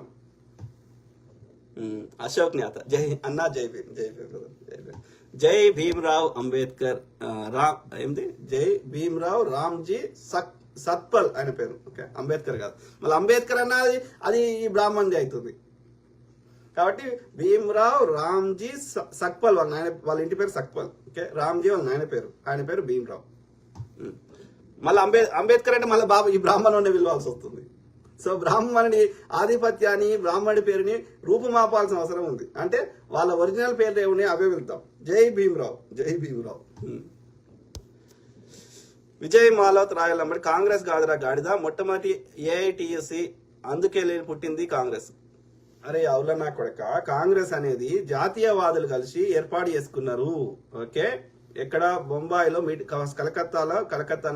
కలకత్తాలో వాళ్ళు కలకత్తా యూనివర్సిటీలో చదువుకునే వాళ్ళందరూ జాతీయవాదులందరూ ఆ యొక్క ఒక బ్రిటిష్ ఆఫీసర్ ఇట్లా కొట్లాడురా, ఇట్లా కొట్లాడితే మీకు ఏమైనా అవకాశం ఉంది, మీరు పరిపాలనలో భాగస్వాములు అవుతారంటే వాళ్ళందరూ కలిసి పూనాలో మీటింగ్ పెట్టుకుందాం అనుకుంటే, పూనాలో అప్పుడు ప్లేగ్ వస్తే అప్పుడు బొంబాయిలో పెట్టుకున్నారు వాళ్ళందరూ జాతీయవాదులు అందరు కలిసి, ఉమేష్ చంద్ర బెనర్జీ అట్లాంటి వాళ్ళందరూ కలిసి. ఓకే, ఆ విధంగా ఏర్పడ్డదే కాంగ్రెస్.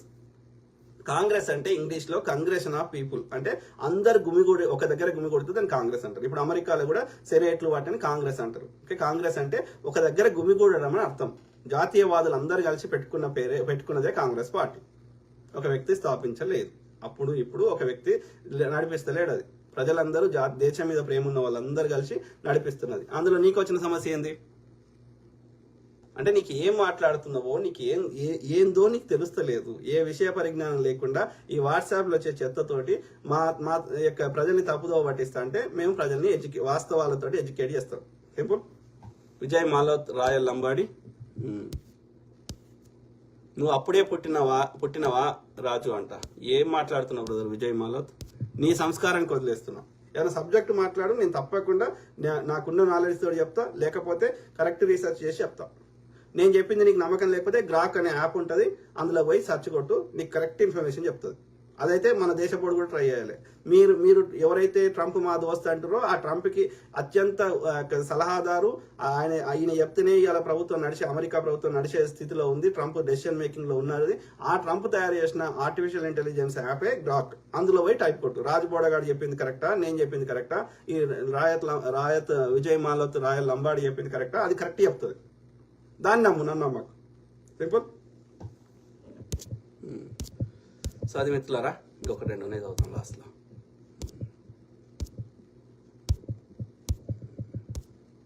చాలా మంది కామెంట్స్. శ్యామ్ ఏమంటున్నారు?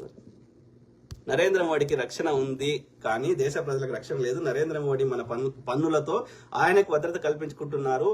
ఒకటా రెండా? ఎంత? 12,000 కోట్ల విమానం కొనుక్కున్నాడు. అర్థమైందా? ఒక 8,000 కోట్లు అనుకుంటా.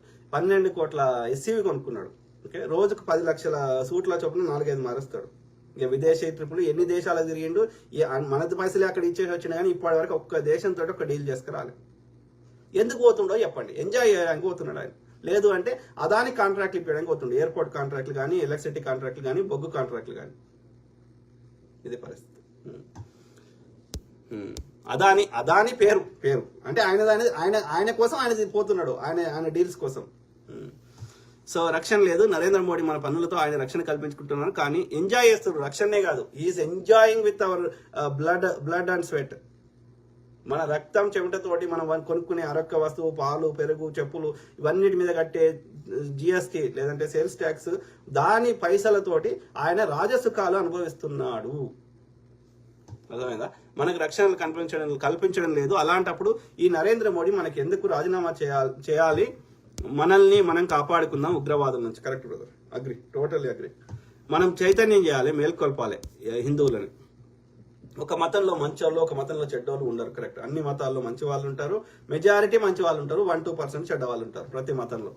ఓకే, సో అన్ని మతాల్లో చెడ్డవాళ్ళు ఉంటారు, అన్ని కులాల్లో మంచి వాళ్ళు ఉంటారు, అన్ని కులాల్లో చెడ్డవాళ్ళు ఉంటారు. కానీ బీజేపీ వాడు అలా చెప్పడు. మా మతం వాళ్ళు గొప్పలు, పరమత వాళ్ళు చెడ్డోళ్ళు, మా కులం వాళ్ళు గొప్పలు, మా వేరే కులం వాళ్ళు చెడ్డోళ్ళు, మా దేశం వాళ్ళు మంచి వాళ్ళు, మంచి మనుషులు, మా దేశాన్ని దోచుకునే పక్క దేశం వాళ్ళు చెడ్డోళ్ళు అంటాడు. వాడితోటి కూడా ఏం డీల్ చేస్తలేడు కదా, వాడితోటి కూడా చర్చలు చేయలేదు కదా, వాళ్ళతో చేయిస్తుంది కూడా వీళ్ళే అంట. నేను పాకిస్తాన్ తోటి, చైనా తోటి కూడా. కొంతమంది బీజేపీ గుండాలు మనం వ్యక్తిగతంగా బూతులు తిడితే మనం వాళ్ళపైన వీడియోలు చేయడం మానేస్తాము అనుకుంటున్నారు. బూతులు తిడితే దానికంటే ఎక్కువ బూతులు తిడతాం, మంచిగా మాట్లాడితే మంచిగా మాట్లాడతాం.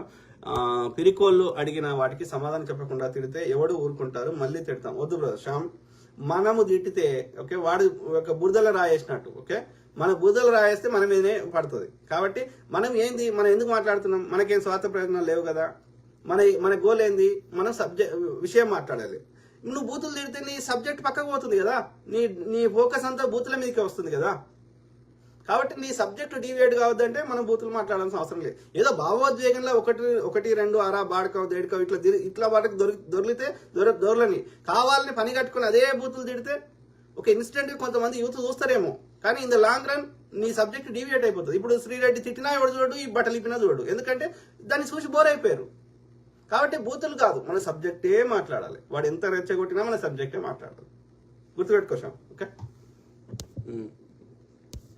కొంతమంది స్వార్థపరులు మీలాగా ఆలోచించరు. ఎందుకంటే భగత్ సింగ్ అందరికీ ఆదర్శాన్ని దండలు వేస్తారు, దండం పెడతారు, జోహార్లు చెప్తారు. కానీ అదే భగత్ సింగ్ మన ఇంట్లో పుట్టాలని ఒక్కడు కూడా కోరుకుంటే అప్పుడే మన దేశం బాగుపడుతుంది. ఇప్పటికైనా ప్రజలందరూ ఒక భగత్ సింగ్ లాగా తయారై ఈ గుజరాతీ ధరలకు వ్యతిరేకంగా పోరాటం చేయాలి. అప్పుడు బ్రిటిష్ వాళ్లకు భగత్ సింగ్ చేసినట్లు.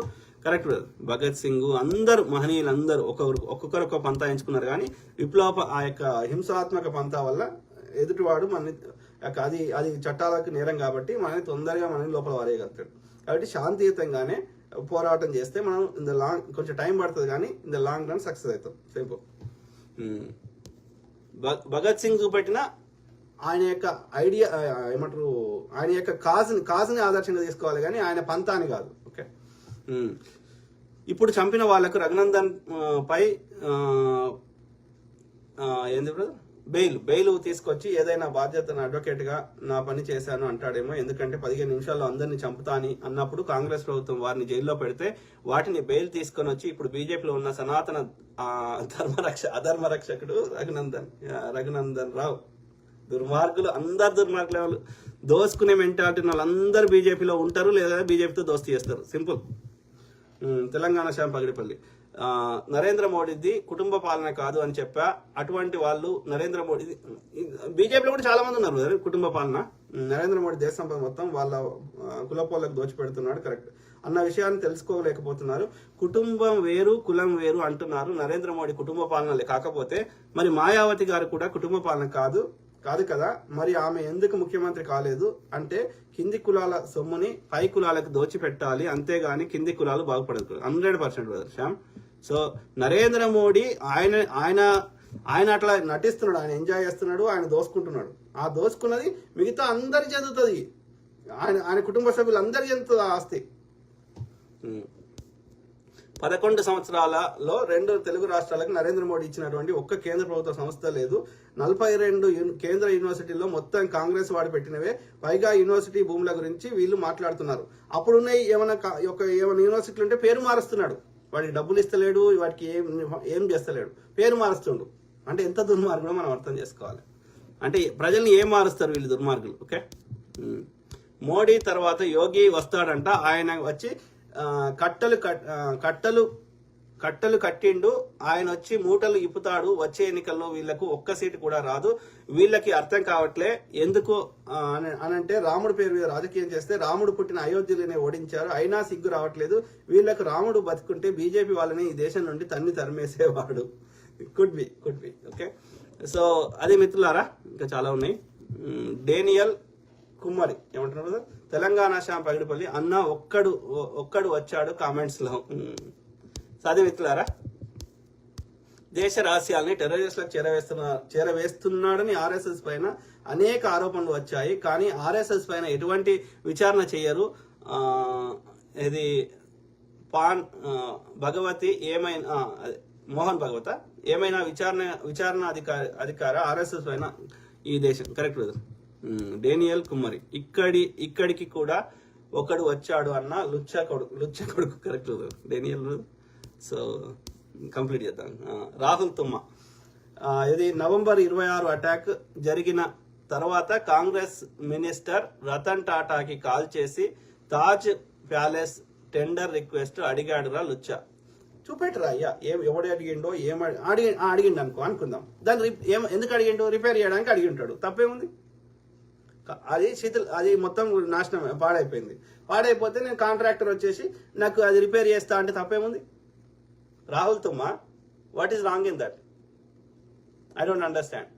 పాడైన దాన్ని బాగు చేస్తా నాకు కాంట్రాక్ట్ అని తాజ్మహల్ హోటల్ని అడిగితే తప్పేముంది.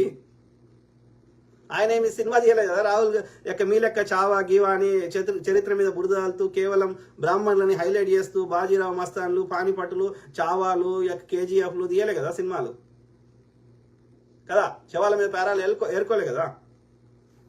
పాడైపోయిన ఆ హోటల్ని బాగు చేస్తా అని కాంట్రాక్ట్ అడిగితే తప్పేముంది. You should appreciate him for that. Okay కదా, అది దేశ ప్రైడ్ కదా. ఆ యొక్క ఈ దేశంలో ఉన్న ఇన్ఫ్రాస్ట్రక్చర్ నాశనం కాకుండా బాగు చేసుకోవడం మన ధర్మం కదా, తప్పు లేదు కదా. అందులో విదేశీ యాత్రికులు అందరూ అలా అటాక్ చేసినప్పుడు విదేశీ యాత్రికులే ఉండే కదా ఎక్కువ మంది. సో కాబట్టి ఆ దేశానికి ప్రైడ్ ఉన్న వాటిని మనం కాపాడుకోవాల్సిన అవసరం ఉంది కదా. I don't understand. అంటే అందుకే అంటున్నా, మీ బ్రెయిన్ లో పెండ ఉచ్చది తాగుతారు కదా మీరు, అందుకని విసర్జక పదార్థాలు ఆవు తన యొక్క పాలను వారవస్తలేదు, ఆవు తన యొక్క రక్తాన్ని పారవస్తలేదు. ఎందుకంటే అవి ఎసెన్షియల్ ఫర్ ద బాడీ. అవి లేకపోతే ఆవు ప్రాణాలు కోల్పోతుంది. మీరు చెప్పిన ఉచ్చ పెండ మంచి అయితే ఆవు రక్తంలో ఉచ్చ కలపండి, ఆవు రక్తంలో యొక్క ఇంజక్షన్ లెక్క ఈ పెండ ఇవ్వండి, లేకపోతే నువ్వు ఎక్కించుకో. నీకు రోగాలు రాకపోతే అడుగు, చచ్చిపోకపోతే అడుగు. అది తిన్న ఆహారం కుళ్ళిపోతే అది యొక్క ఎరువుగా పనికి వస్తుంది, అలా నైట్రోజన్ ఉంటుంది తప్ప ఈ తిండి పెట్టేది నీకు క్యాన్సర్ తగ్గియదు. అది అంటే నీ బ్రెయిన్ చచ్చిపోయింది. ఆవు పెండ ఉచ్చ తాగి విసర్జక పదార్థాలు, ఫంగైలు, బ్యాక్టీరియాలు, వైరస్లు ఎక్కించుకొని మీ బ్రెయిన్ పాడైపోయింది. మీరు ఏం మాట్లాడుతున్నారు? మీకు లాజిక్ లేకుండా మాట్లాడుతున్నారు. కాబట్టి మీ పెండ బ్యాచ్ విసర్జక పదార్థాలని ఎట్లయితే ఆవు విసర్జిస్తుందో ఈ విసర్జక పదార్థాలని పూసుకో రాసుకో అని చెప్పేటువంటి విసర్జక పదార్థాలతో కూడినటువంటి ఉచ్చ పెండ బ్యాచ్ అయిన బీజేపీ ఆర్ఎస్ఎస్ ను విసర్జిద్దాం. ఆలోచించండి నా హిందూ సోదరులారా, బంధువులారా. ఆర్యులు వేరు, హిందువులం వేరు, ఇది గమనించాలి. డేనియల్ కుమారి ఇక్కడ చేయాలంటే తెలివి ఉండాలి, మరి వాళ్ళకి లేదు కదా. Correct brother. సాది మిత్రులారా, కొంతమంది ఉంటారు ఇక ఈ పెయిడ్ బ్యాచ్ ఉంటారు. వాళ్ళకి ఏంటంటే వాళ్ళకి అట్లా కామెంట్ పెట్టకపోతే, అట్లా చేయకపోతే వాళ్ళకి డబ్బులు రావు. కాబట్టి వాళ్ళు పెడతారు.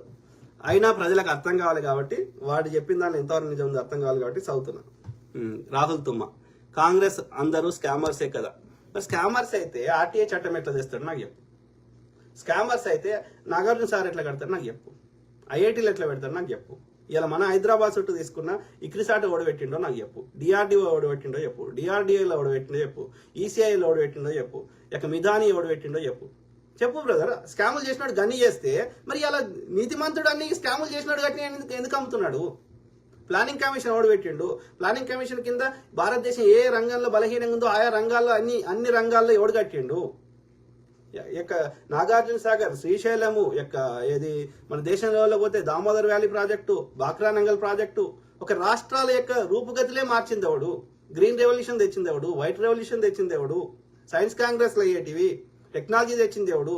వందల వేల రీసెర్చ్ ఇన్స్టిట్యూట్ పెట్టిందేవాడు. ఇలా బాబా అటామిక్ రీసెర్చ్ సెంటర్ పెట్టిందేవాడు.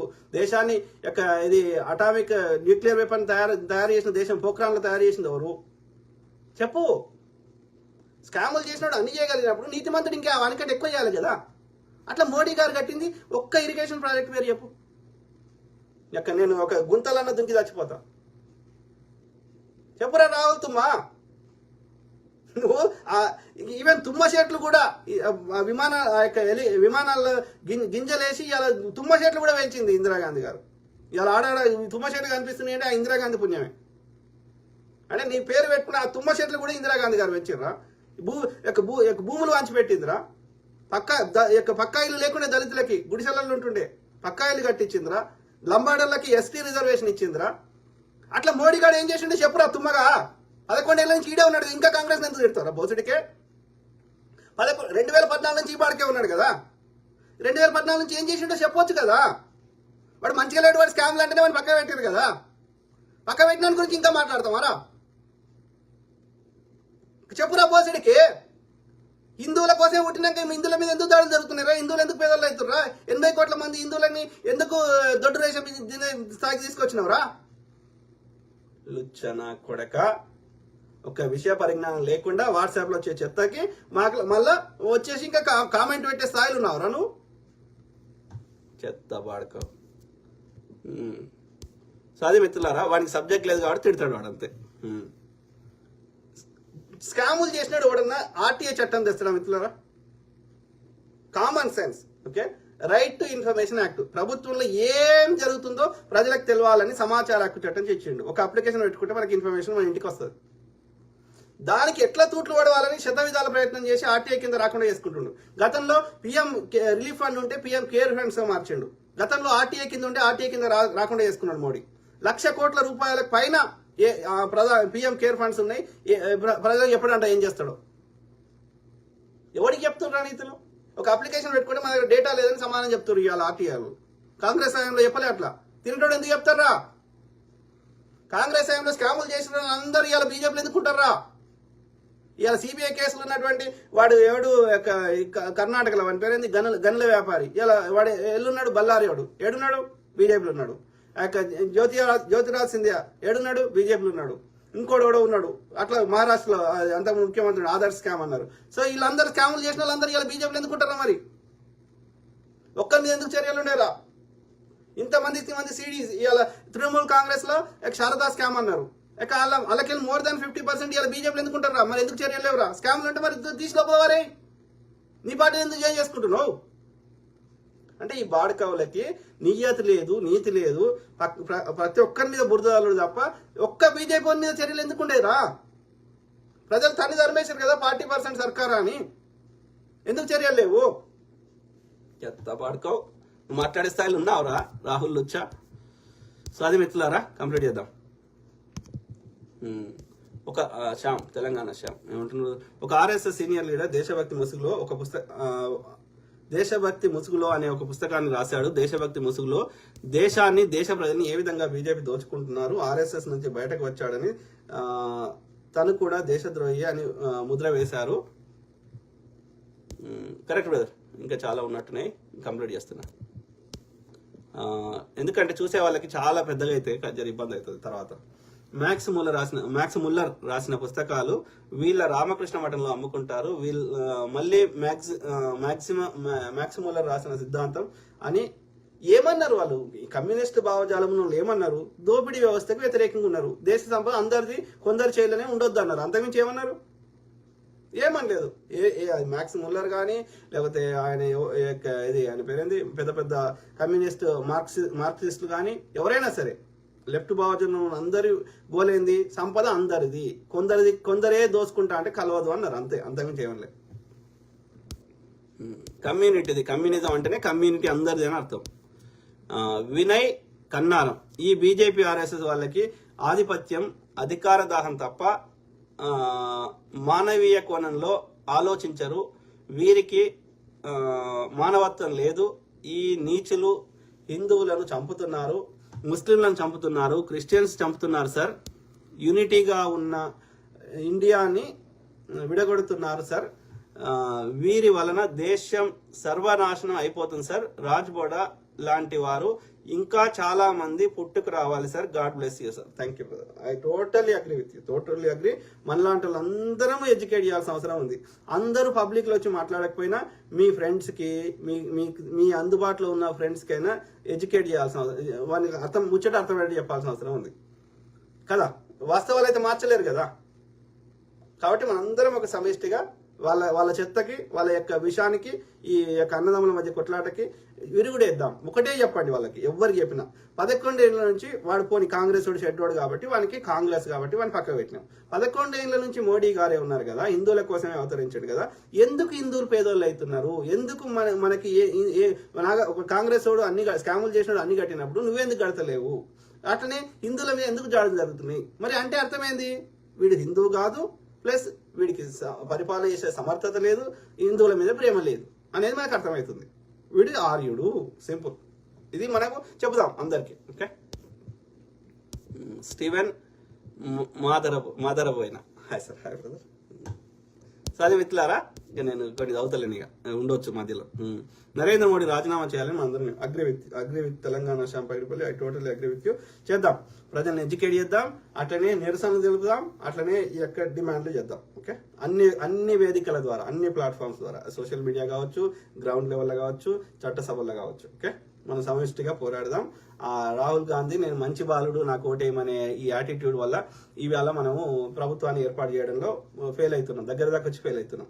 కాబట్టి ఎదుటోడు అంత కుట్రలు కుతంత్రాలు చేస్తున్నాడు, అన్ని యొక్క చాణక్య నీతులన్నీ ప్రదర్శిస్తున్నప్పుడు you have to have good strategy, you have to have good counter చేసే స్ట్రాటజీ ఉండాలి తప్ప నేను మంచి బాలుడు అంటే వర్కౌట్ కాదు. కాబట్టి Rahul Gandhi has to rethink his strategy. Okay, కాబట్టి ఐ కీప్ టాకింగ్, మాట్లాడుతూ ఉంటా, ప్రతి అంశం మీద అవగాహన చేస్తా, అట్లనే మీ తరఫున వాయిస్ ఇస్తా. ఓకే, అందరు బాగుండాలి, అందులో మనం ఉండాలి. Okay, God bless all.